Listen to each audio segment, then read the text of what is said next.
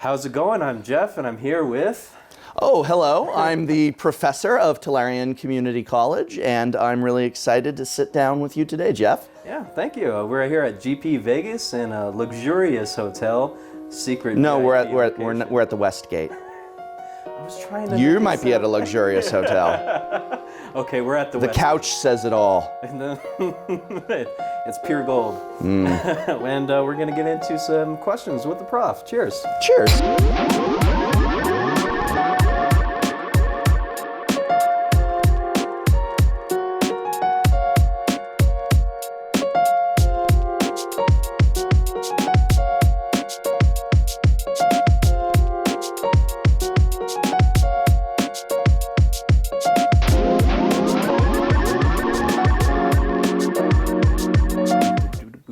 Okay.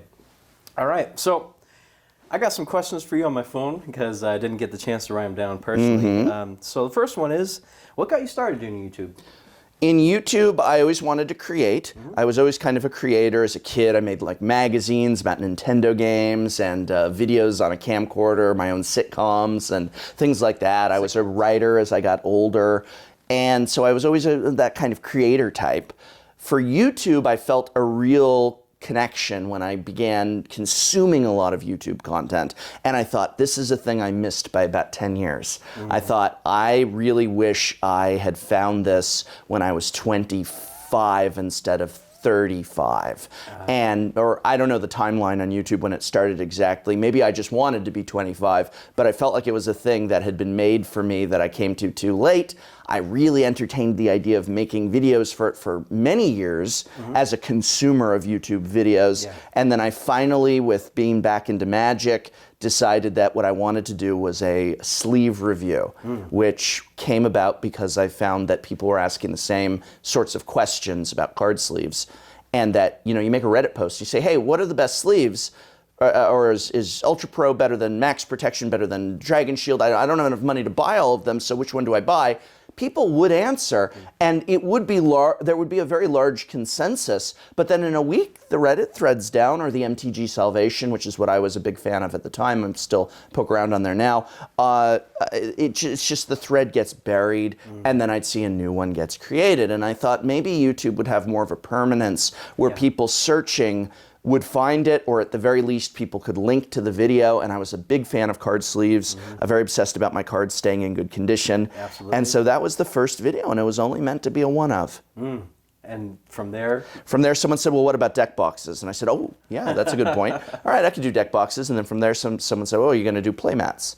I said, I'm not doing playmats. What are you, playmat is a playmat? Well, it's not a playmat, it's a playmat, actually. And then, you know, not everyone knows how to wash them. And oh, okay, I could see a playmat review video, sure. And then that one was pretty bad the other, all right, I'm going to do a playmat review. And then someone said, well, about binders. Oh, actually, binders is a good idea. And then, well, what about, like, you know, I heard you say modern. Is there a way to play modern for less than $100? And I'm like, well, yeah, actually, there is at the time. You know, at the time, you could do some mono red goblin builds and burn builds. And it started turning into just doing videos that I thought of, to doing videos once a week, to doing 2 videos a week, to, uh-oh, I got something here, to, oh my gosh, I'm working more at this than my actual job, to, all right, this is now my part-time job, to, all right, now this is my full-time job. Oh, excellent. Yeah? Well, we love your content. Well, I love you watching it. I actually remember to like and subscribe. We actually didn't know you started off as a review channel, essentially. But, oh, really? Yeah. That's, for me, I feel like that's what I'm most known for. I feel like most people look at things like my deck techs or my comedy skits as icing on the cake, where it's like, oh, it's fun. He did one of his comedy skits, hopefully fun. He did one of his comedy skits, or if you don't dig it, it's like, oh, he did a comedy skit right now. But that the reviews, I've always felt most people associate as kind of the foundation or staple of the channel, with the other stuff kind of in periphery. But, you know, I mean, we all come at it from different angles. Yes, that's excellent video with the art director. Yes. The art direction and the card creation was very cool. That's one of my overall favorite videos ever, if not my overall favorite video. It seemed like you had a lot of fun filming that. Yeah, that was good. Next up, we got if you could go back in time and talk with yourself when you first started content creation, what would you say? That's a good one. I would say that you have to be very, very careful with the permanence of videos. That early on, I'll give you an example. I had discovered, and this is a real problem, that with most binders, especially with Monster and Ultra Pro binders at the time, that if you were to put cards unsleeved in your, like I'm talking about the portfolios, not the binder pages, put cards unsleeved into those pages and leave it for a long amount of time, like a year, without touching it or moving it, what would happen, especially with the Monster folders, is that the card might actually get a little fused to the back. If you put in a sleeve, it's no problem. So if you're storing anything in any binder or portfolio like that, it's always a good idea because of that mesh back to have it in a at least a perfect fit sort of sleeve. But I discovered that and I wanted to include that message in the video. And I wanted to find out why. And so I asked around, and people said to me, oh, that's got to be a problem with the acid. That's an acid issue. They're not acid PVC free, actually. They say it, but they're not, because that's what's causing this. So I made the mistake of, in the video, saying, be careful of this, true. If you do this, it prevents it. If you sleeve them, there's no problem, true. It only happens after about 8 to 12 months of not even being touched, sitting compressed in there, true. And then I said, and this is because they're not actually acid and PVC free. This is maybe my 4th video I ever made. And it turns out they are acid and PVC free. I was given by the companies who were quite irate with me, and fairly so in that regard, proof that they are indeed acid and PVC free. And so what I should have said is, and what I'm more careful saying is I don't know the cause of this for certain. Regardless of the cause, it happens. Several people are suggesting it may not, in fact, be acid or PVC free. I don't know this. I have no way of confirming that, but that's what has been suggested. But it doesn't matter because it's what's happening. And that's something I learned. And there were a few other instances like that. You got to watch your wording. I reviewed a deck box. I just bought it off Amazon. It was a deck box. And I said, new from this company is this deck box. And actually, the deck box was about 2 years old. And they were like, that's not fair. That's 2 years old. I gave it a fail. And they were like, that's not fair. It's not new from us. It's 2 years old. You can fail it, but don't say it's our new thing. You're old on that. And I was like, oh, it just popped up for me on Amazon. I bought it and reviewed it. And so I've learned, it may seem small, and someone watching this might say like, oh, that BFD, big fucking deal. But actually, I do feel it's important. It's important to get it right. I did a video, my recent video was I used MTG finance as a very broad term when I was talking about specific people who do like buyouts and heavy speculation, and that I didn't like that behavior, and that if they're against it, I said you should be for it, because if they're like, I don't like if the people who do that sort of stuff are against it, but I just said if anyone in MTG Finance, and it's like, well, MTG Finance is I just want to trade my cards. MTG Finance is just the vendor booths and people going around doing trades, and even power traders is MTG Finance. Nothing wrong with a power trader. Nothing wrong with a guy or a girl trying to trade up to a Tarmogoyf from Shocklands and stuff. That's MTG Finance, technically. And I was like, hey, okay, that's not him. That's and I did a correction. Yourself. And a lot of people were like, oh, F you little coward. What did the MTG Finance cabal get to you? No, hell no. I like to be right. I like to be accurate. I was a professor of English, so I do actually like to use words correctly, even though I sometimes pronounce them incorrectly. Likewise. Yeah, and so that's really what's about it. And so it's still a struggle, but it took me a few lessons early on to understand, hey, that video's up there forever. You can't edit the audio, and it's not good for the channel to like take a video that's been up and then start deleting. Like you can't do that. You've put it up there. It's in your library. It stays, and with rare exception. And so watch out for that permanence, because you say something like it's not acid free, as opposed to I don't know the cause, but it might be because it's not acid free.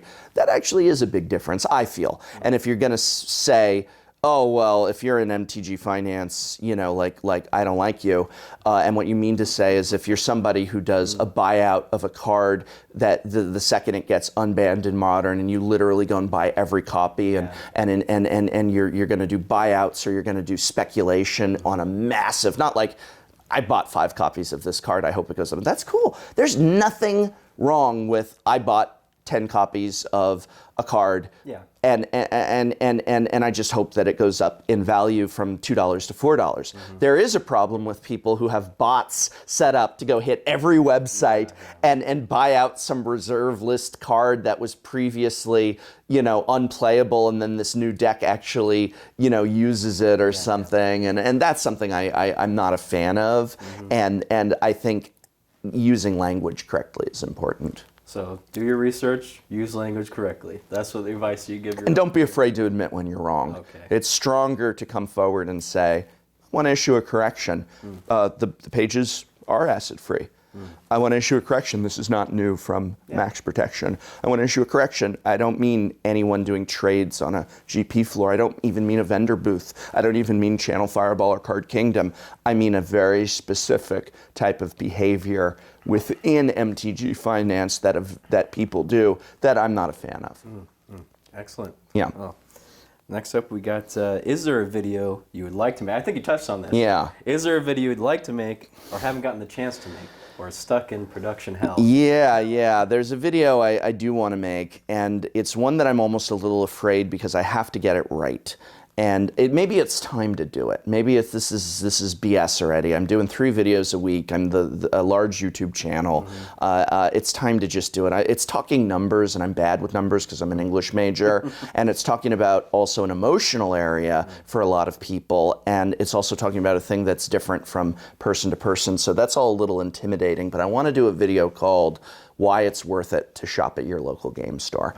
And I want to talk about why maybe if at your local game store you're looking to buy a playset of an uncommon that's 15 cents, and maybe it's 25 cents there, that maybe you buy it from them instead of an online reseller. That actually maybe that extra 10 cents per card is going to something that's okay.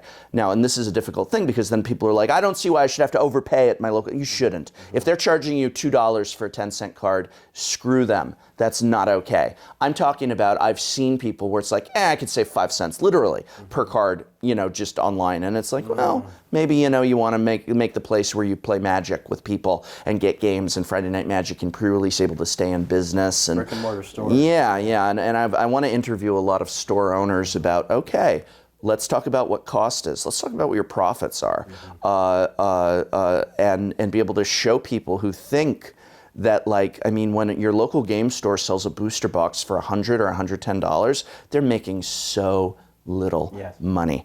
They really make money on singles and some stores on snacks, I think, and accessories. So that's why, you know, like you're going to get a pack of card sleeves at Target or Walmart, try and get it at your local game store instead. So I want to do that video about why, you know, maybe there are deals to be had online. And look, if your local game store is going to go and take the best Commander deck of the new Precon set, you know, the one that has the True Name Nemesis in it, and say, hey, this is $60 each now, and then at Target it's $34.99, absolutely go into Target and Walmart. That's not what I'm talking about. But I'm talking about when they're all $34.99 on a year where they balanced them, and it's $34.99 at your local game store, and it's $34.99 at Target. And maybe Target has it in 24 hours early. I see people post like this. Look at me! Target put it on the shelf accidentally the night before. I picked it up. Now I don't have to buy it at brick and mortar place where I'm gonna go in and play. And it's like, why don't you wait a day and buy it at your local game store? If they're out of it, go back. You know, and there's exceptions to that, of course. It's not a blanket rule. There's people who have rotten local game stores. Don't support rotten ones. There's people who then they're going to go in and the store won't have it, and they'll go back to Target and Target won't have it. Yeah, you know, pay attention. But in general, try and spend that money at the LGS is my spirit. And I've seen a few unnamed finance MTG channels that are talking about online stores and how cheap they are. Like a Dominaria was selling for like $84 on a website. We call them the Mafia. How do you get it that cheap when you can get it from a local game store at what, $90 now, something like that? but $100 now. Well, that's a difficult issue because that does get to a point where, I mean, I do feel once it crosses a certain threshold, it's kind of like, well, what do you want me to do? And I appreciate that too. And it's like, listen, if my local game store's charging $110 for a booster box, which is below MSRP per pack, and or even $100, and then someone's selling it for $80 online, that adds up over a year or two of buying booster boxes if you do it, and it gets very difficult. I mean, like, it's a tough one. That's a tough one. It's more certain for me when it's just, look, if it's the same price at your LGS, if it's $1 more for the if like your LGS is like, oh, they're $38.99 instead of $36.99. Sorry, small difference. It's like, all right, here's $2. I'm going to sit down and play it.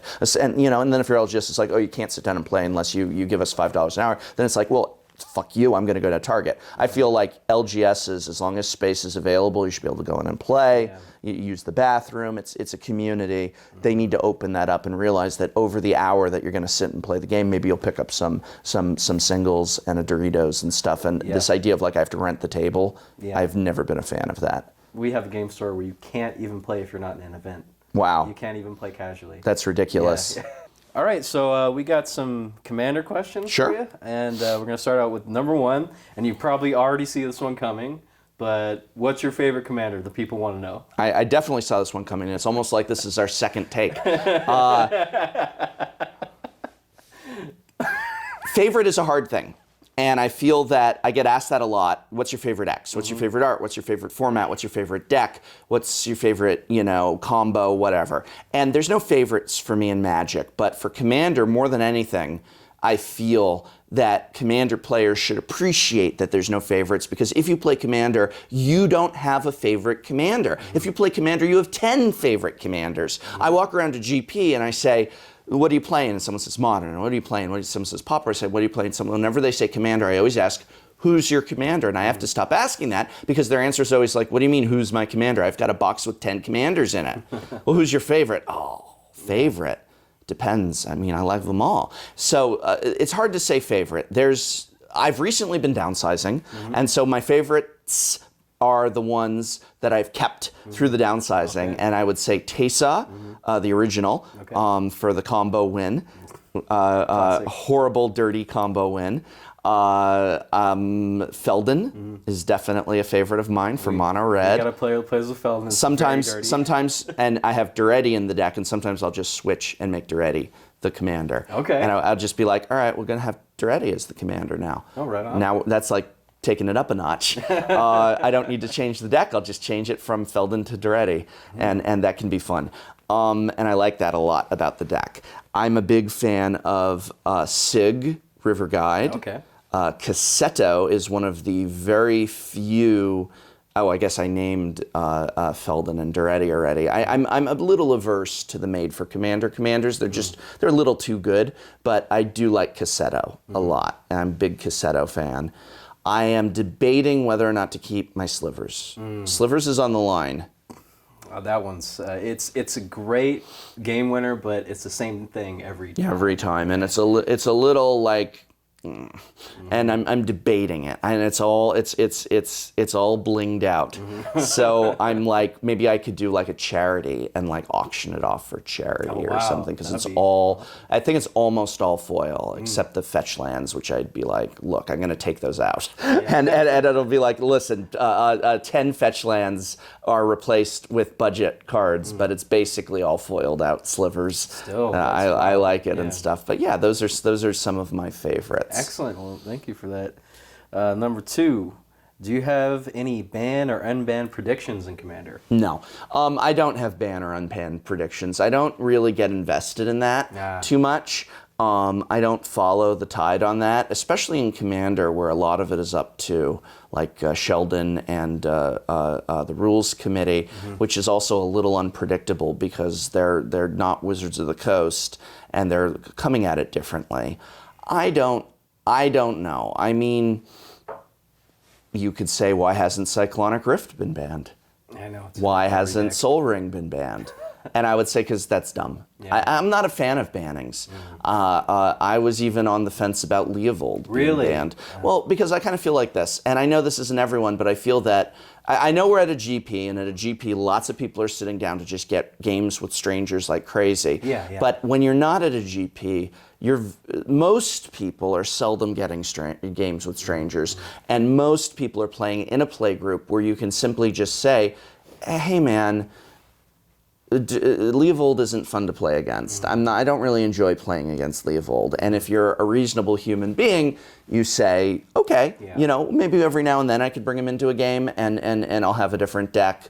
Hopefully you're also self-policing a little bit and having group rules about that stuff, and maybe saying, like, if in your group it's the 5th week in a row that player X cast Cyclonic Rift and made the game go on for another 2 hours and stuff, you say, you know what, like, maybe what can we do to get you to take the Cyclonic Rift out of the deck and be okay about that? Yeah. So I'm not a big fan of bannings, Yeah. Okay. Well, that wraps that up. What is one play in Commander that stands out to you as the greatest play you've ever done? Me, that I've ever done, was, I think I went off with Teysa on like turn 3. Okay. It was like I had the God hand.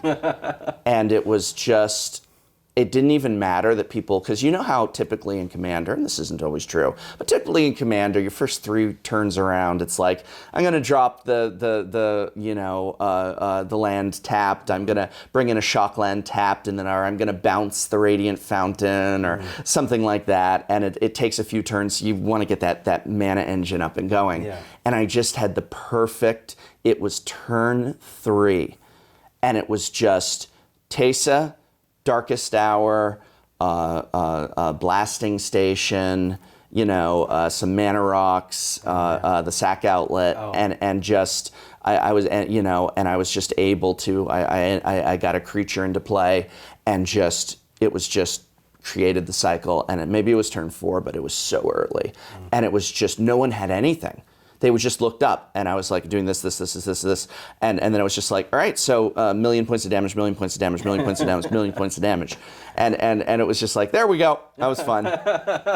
Quick Commander game. Right, it was beautiful. That's why I like playing with Perforos. Yes. I like to get the games over quickly. Right. If I get taken out, I get taken out because I get targeted. What do you think will be the future of Commander at GPs? You can't break through to competitive. Really? It's not like it's not possible, but as soon as you do, it inevitably... So let's say, we've got the Commander thing going on here. Yeah, which I think is great. Yeah. I do think it's great. I think this is the top of what they can do.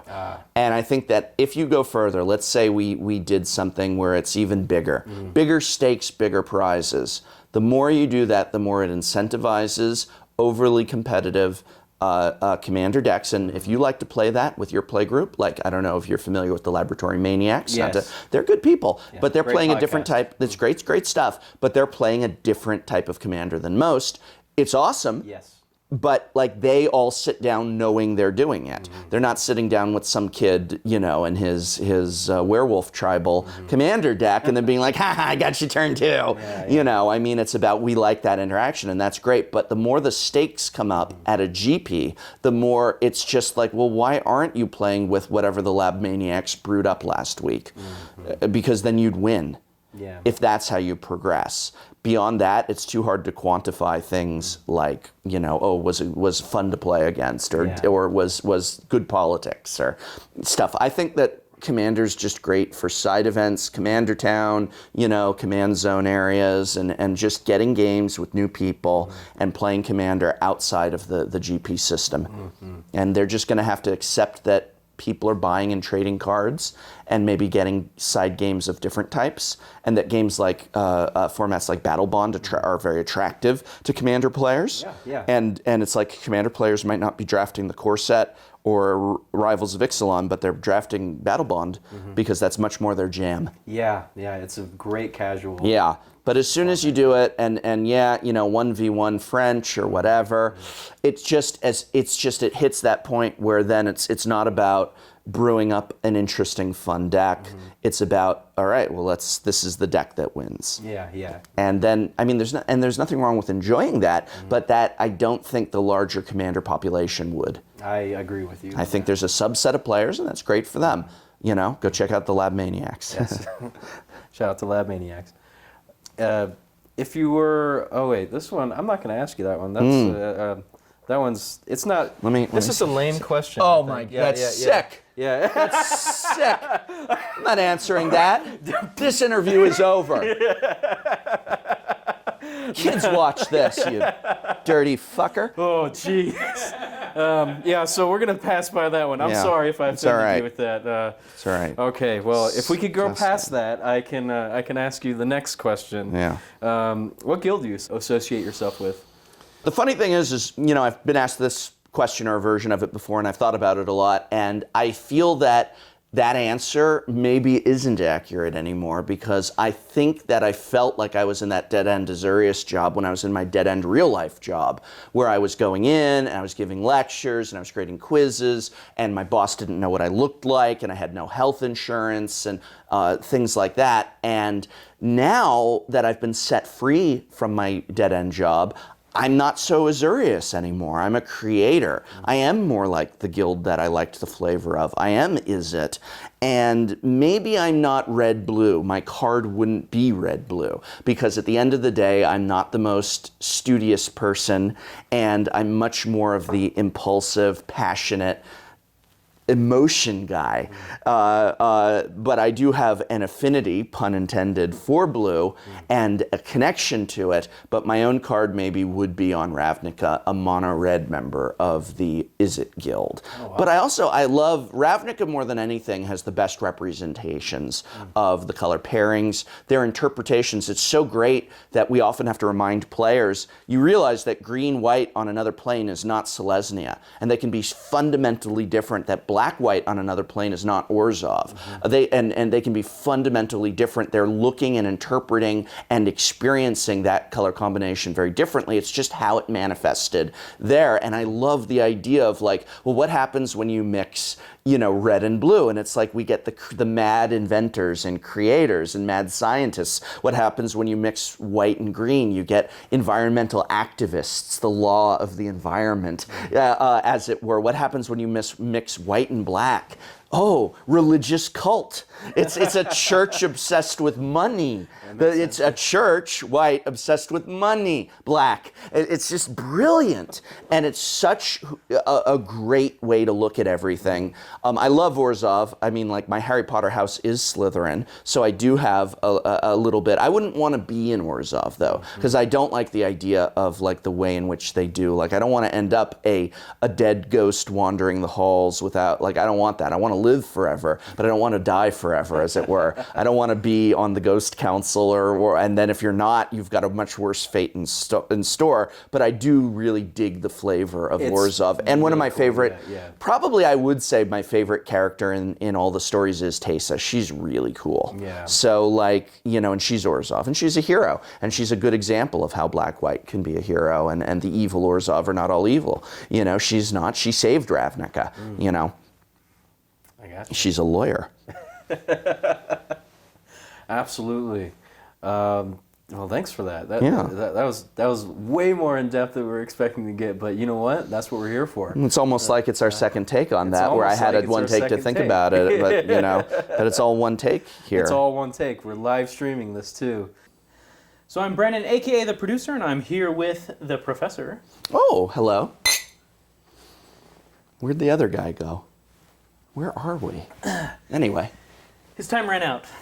He has been sent into exile. Wow, that's terrifying. I hope the same does not happen to me. I'll try and answer your questions to the best of my ability and hopefully the most of your satisfaction. It better be. All right, so I have some quick questions for you. So we have, I'm going to say some general questions around your personal life. Now, in the life of Prof, I wanted to know, When does the prof get free time? And what does he do with that free time? Oh, God, that's hilarious. What's the next question? What does he do with this free time? Skip. All right, so what is your favorite art on any card? Not artist. We talked about favorites art. with the other guy. There's no I know. favorite.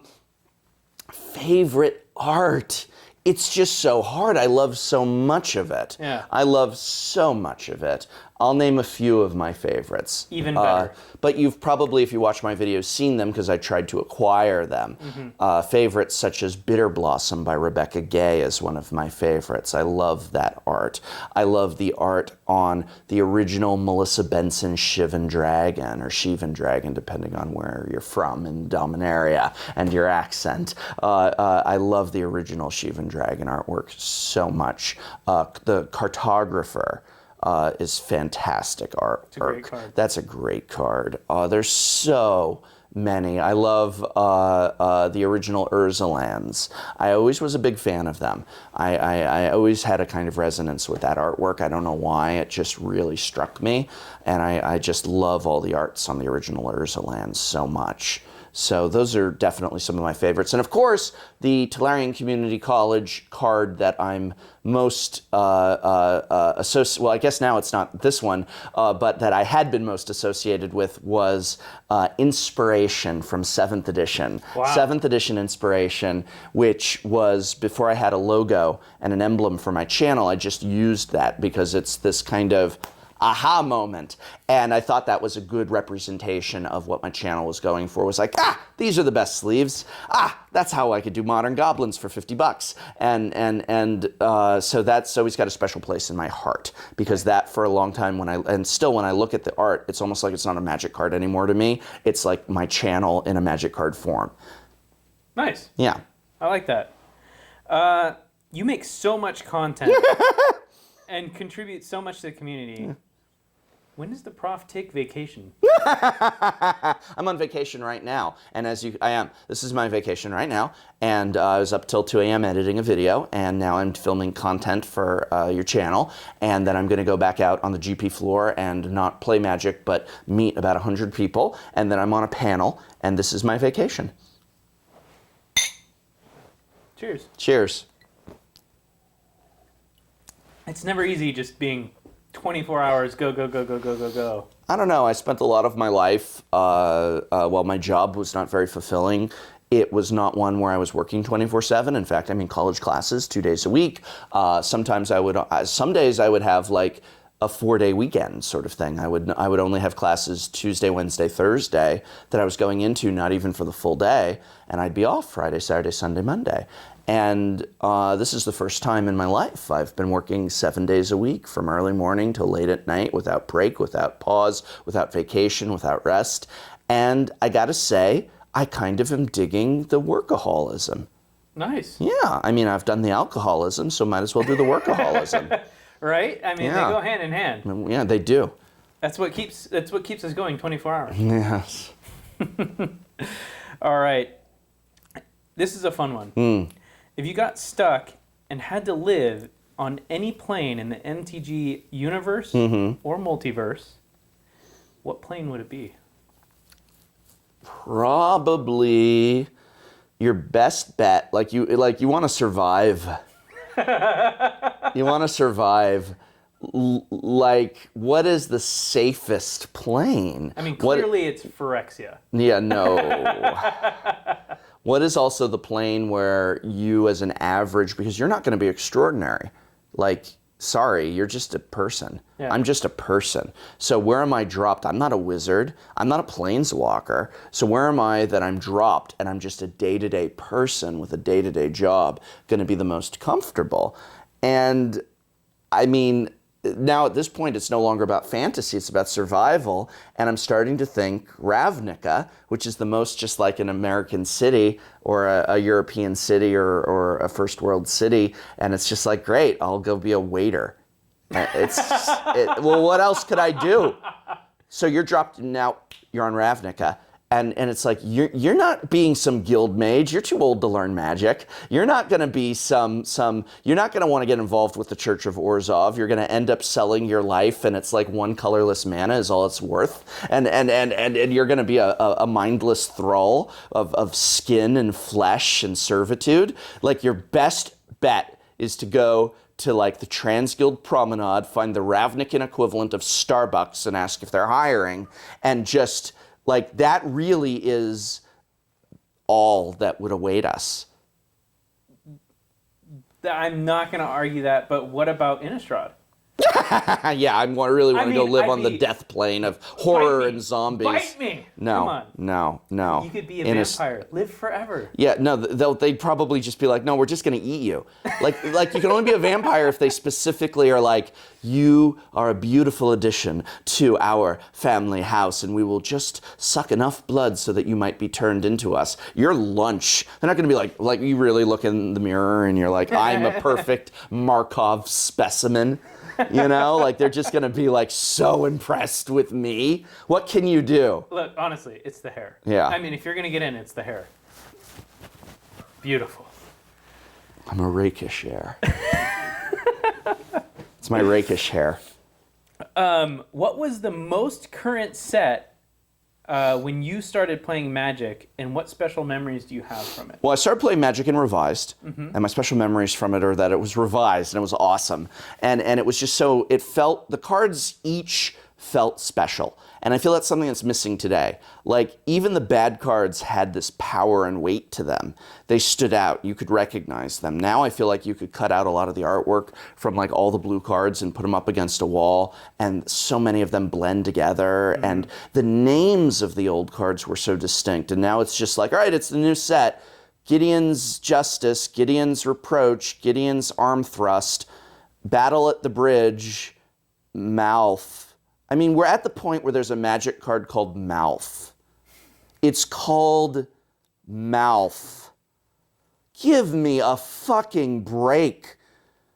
I farm your mouth. This is our Magic now.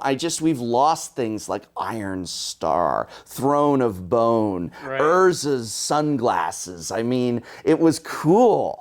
Nightmare, Shivan Dragon, and now it's just, and every set they do the same thing. So then they take 5 cards from every color combination, and they all have the same name, just with one word change. So now it's Pirates Maneuver, Vampires Maneuver, Cutthroat Maneuver, Explorers Maneuver, and it's just like, what? Which one? What does it do? Oh, nothing. It's just for draft. Okay. It's got this much text on it. What does this much text do? It might give you +1/+1. Oh, okay. And it just feels like they wash away into memory so much now. So Revised was very special.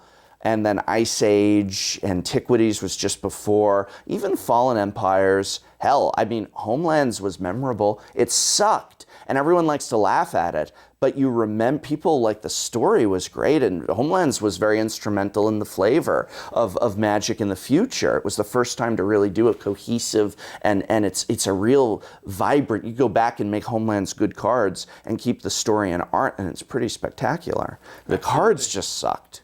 Yeah, I started in Revise as well. Yeah. And my first memories was I was playing with a friend, and he showed me Magic, and his dad was super into Magic. Mm-hmm. I mean, he was like, oh, my dad's into it, so I'm into it naturally, you know. But his dad was like, I've got 18 Black Lotuses and all this other shit. And I first went over there, and when I first started playing, I was like, wow, this is like chess times 1,000. Like, what am I gonna do next? And he's like, well, that's the part of Magic. And right. then, like, and I was like, whoa, can I borrow these? And he's like, right. no, you kidding? You're stupid. And that was my first memory of it. And when I first got into it, I asked my mom, can I buy these cards? And she's like, what money do you have? And I'm like, well, I can mow the lawn. And Right. And I was like, My first job was making money to buy Ice Age booster boxes. My first job ever. really? Yeah. Wow. So I was going away for the summer. Now I had Magic cards and I had an allowance and I, They gave you an allowance? Oh yeah, I had an allowance. Wow. My parents gave me an allowance. It wasn't very much, but it was enough for a couple packs. And then I said, for the first time in my life, I had my mom packed me lunch every day my whole life, and I said I want to start eating in the cafeteria. And so I would then skip lunch and pocket the cafeteria money and buy Magic packs. But I was going away for the summer to be with a very dear friend who also played Magic, and Ice Age had literally just come out. And I said, what I want to do, because I wasn't able to see him for the first six weeks of summer, I said I should just work for that full 6 weeks up until going to see my friend. And then I can buy Ice Age packs. And I got my very first actual job at 16. I worked the whole summer. And then I took all the money I made, which was like probably maybe $1,000. I was like sweeping the floor in a machinist's factory and sorting bolts and screws and stuff like that. It might have been like $1,000 total I earned. And I put half in the bank for my future, which was always my rule growing up, was any money more than like $20 that I would get from any source, half goes in the bank. And it always did. I took the other half, which is like $500. I got like 4 booster boxes and had some change left over. And it was Ice Age. And I had a blast. Dude, when I pulled my first Scaled Worm, Yep, I was Scaled Worm. through the roof. I got was the through most the roof. powerful card in the set. That's right. Is what I thought. Oh my friend, God. I got a Scaled Worm, and I was like, this is the most powerful card in the set. And my friend got Jester's Cap. And then later, I was like, I think your Jester's Cap is better than my Scaled Worm. Yeah, that's right. I don't think this Scaled Worm is good at all. No, the Scaled Worm costs too much and it's trash. Yeah, could never get it out. And then if I did, he would Royal Assassin it. Oh God, yes. And Terror. Terror. People would just turn around and Terror, and I'm like, Yeah. you fucking dick. You remember Nettling Imp? I can force your creature to attack. So I'm going to Nettling Imp, and then I'll Royal Assassin it when it attacks before damage is hit. Yeah. Now what? Yeah, right. So powerful. So powerful. Oh, it pump up your Shivan Dragon. All right. Royal Assassin it. Right. Royal Assassin's a great card. Too powerful for standard. Oh, it's a little OP sometimes. It really depends now, especially for like a lot of the new cards that are coming out. They're very targeted, very specific. Whereas cards back then, they were very broad and just swung wide. I mean, let's talk. good. Wait, Dance of Many. Back then, that used to be the shit. Oh Yeah. my God, you got a Dance of Many, you were ready to roll. Now, Dance of Many, and people are like, okay, we'll just get rid of that. And Yeah. it's like, oh, what the fuck, you? Yeah. But it's like, it's a big difference between back then and now, especially like, the mindset in which people play. There's no, I'm aiming to do this. And when you want to talk White Weenie, early days of White Weenie decks, that used to be the most powerful thing in Magic. Right. And now you talk about White Weenie and people just laugh. And you're just like, and then that's it. That's all you got. And it's just because Magic has evolved, all these keywords, all these new things that they've brought in, and it's changed the dynamic in which most people play. Yeah. And some people go for, like, to use a sports term, the Mayweather method, which is I'm going to jab every once in a while to get my points in, and then I'll win in the end because no matter how well you did, I beat you in points. And it's the same thing, a lot of these people, they come into Magic, they think, I'll just buy the most powerful cards, and that's it, I'm done. And they totally miss the whole era of, it used to be a strategy. Yeah.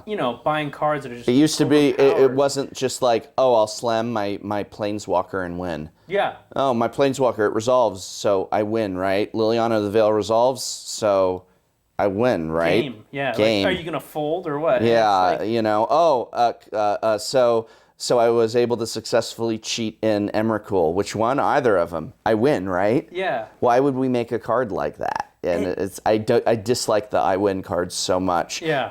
How unfun is it to be playing a game and and the strategy and the chess is going, and then they just cast a Scarab God or whatever, and it's just Right. like, all right. Well, it didn't mean anything. You just needed to stay alive till turn 6, and now there's literally nothing I can do. I'll destroy it. All right, it goes back to your hand. Well, then why do I have this destroy target creature card? What, for your 1/2 explore card? Like what's the point? Yeah. Who cares? And I think, in in a retrospect, I really like the fact that Magic has evolved. Every edition they come out, they try and make a new keyword. They try and push something new that's different.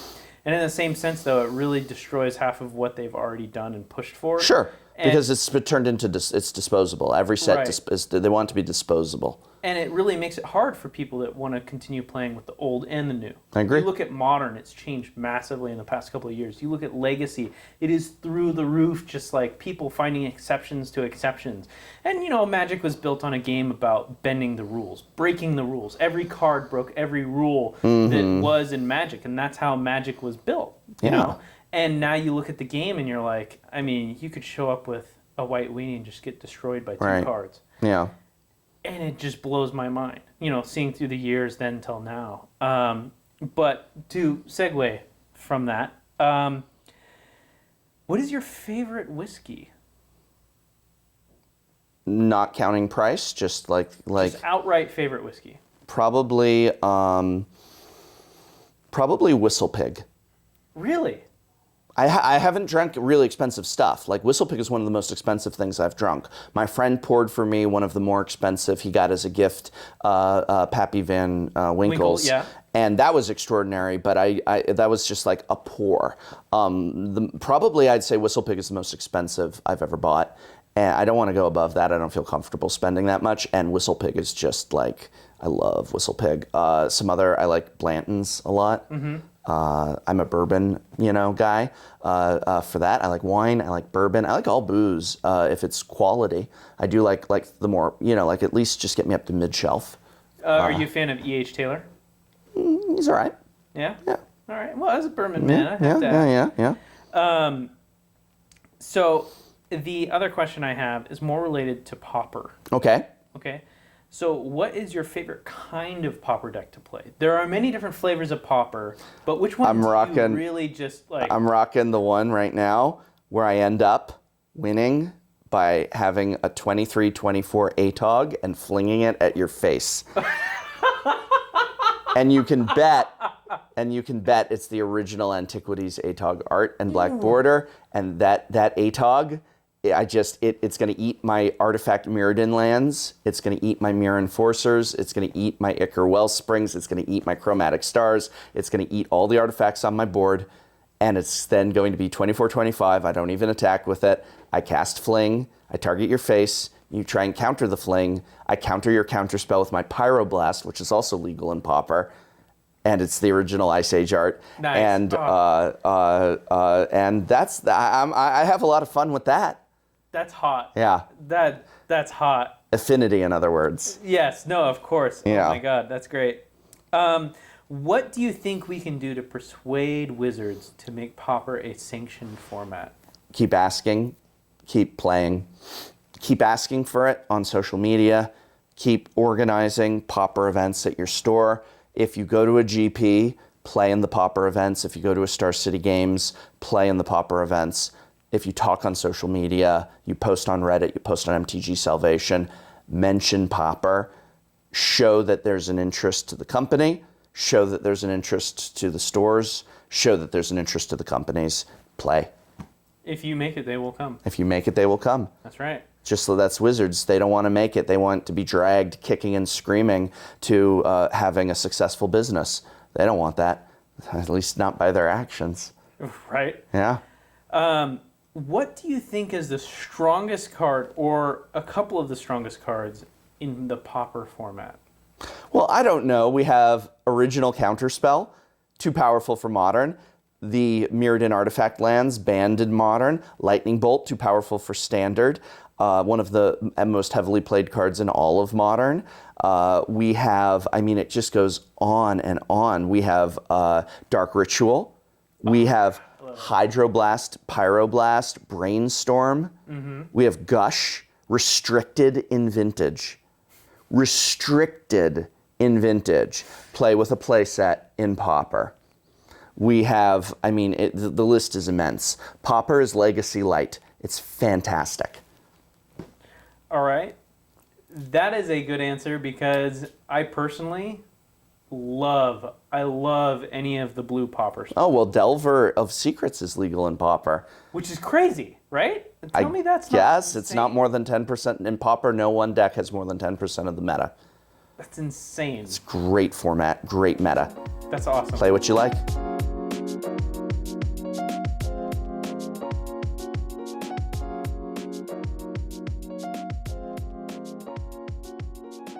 Here's a first wrap-up question. Okay. So are you gonna teach Rudy how to play Magic? Rudy knows how to play Magic.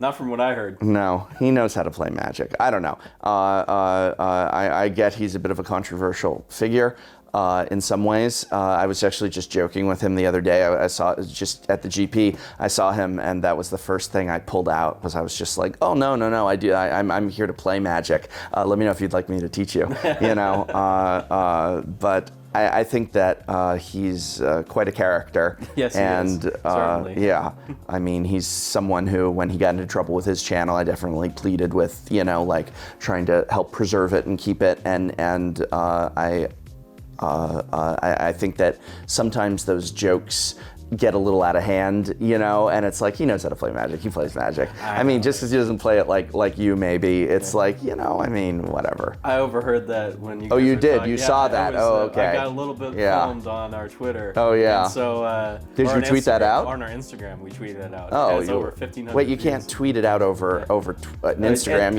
I've corrected. We did not tweet it out. We Instagrammed. Tweet it over Twitter. You Instagram. You should We tweet didn't it out. tweet over Twitter. We Instagram. We grammed over Instagram. Tweet it, baby. Yeah, okay, we will tweet it.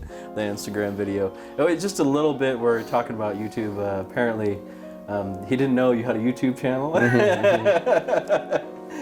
Right. And I thought that was funny, so I started filming. So, are you gonna come up and drink and play with the Lexicon crew? I will try my best. Excellent. I will try my best. I would very much like to. Well, we look forward to seeing you. Well, thanks for having me here today. Hey, oh, there we go. Cheers. And a handshake. Cheers.